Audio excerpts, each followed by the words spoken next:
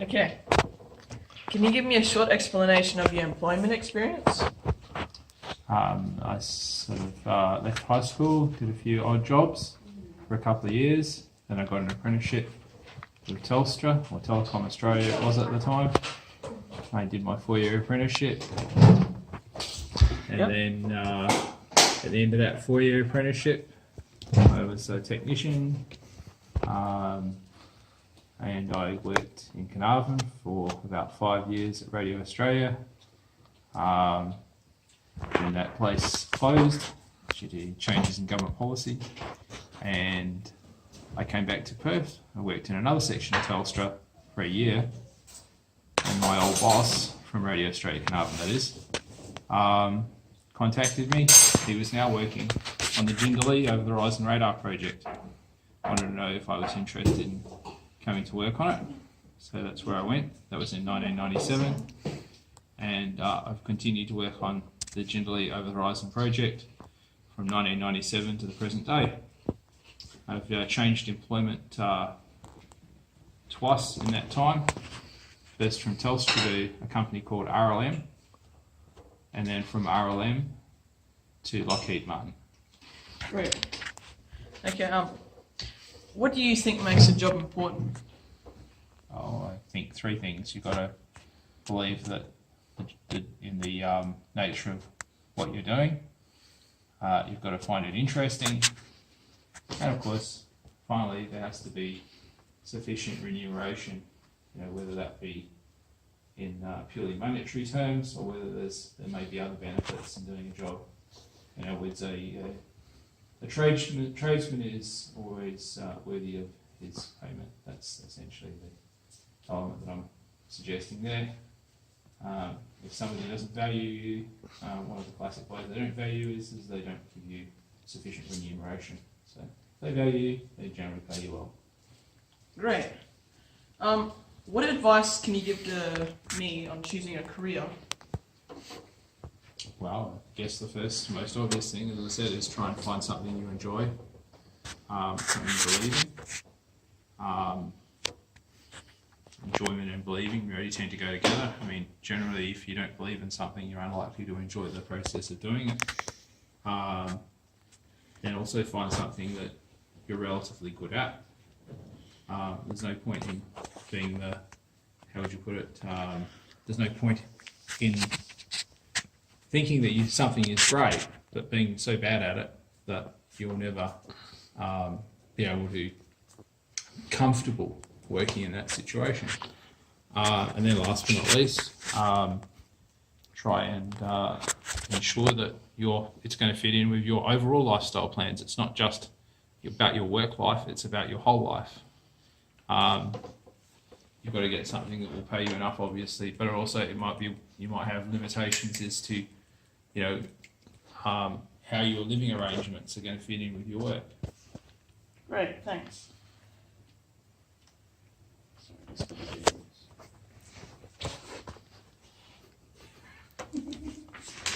Okay. What are the things that can stand in the way of a great career? That's a tougher question than the others have been.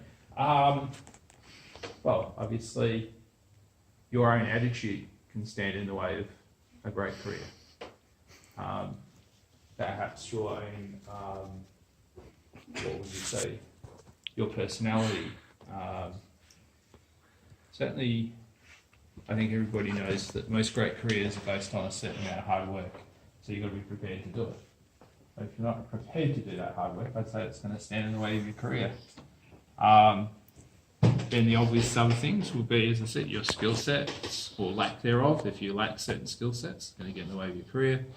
And last but not least will probably be your overall home and family social situation. You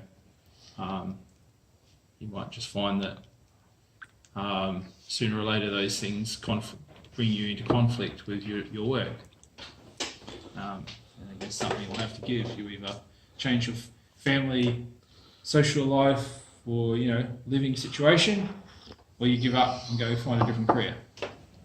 The obvious one would be like, say you want to be a policeman, but at the same time you have a sort of a social scene that is very anti-police. Maybe you are hanging out with people who like to do drugs or something like that. You can imagine sooner or later that's going to bring your social life crashing into conflict with your choice of job or career. So I'm sure they're the sort of things that ruin careers. Great. And lastly, who are the best people to guide you with your career choices? I think sometimes it's easy to say who not to, and don't get me wrong, I'm not saying you never take advice from your parents, but what will happen is that unless your parents work in exactly that same thing, they perhaps won't be the best source of information. What they'll do is they'll have their version of how things are, and then you'll go and find out that it's somewhat different. So, unfortunately, I suspect the same goes with a lot of, should we say, depending on the job and the type of education that's required.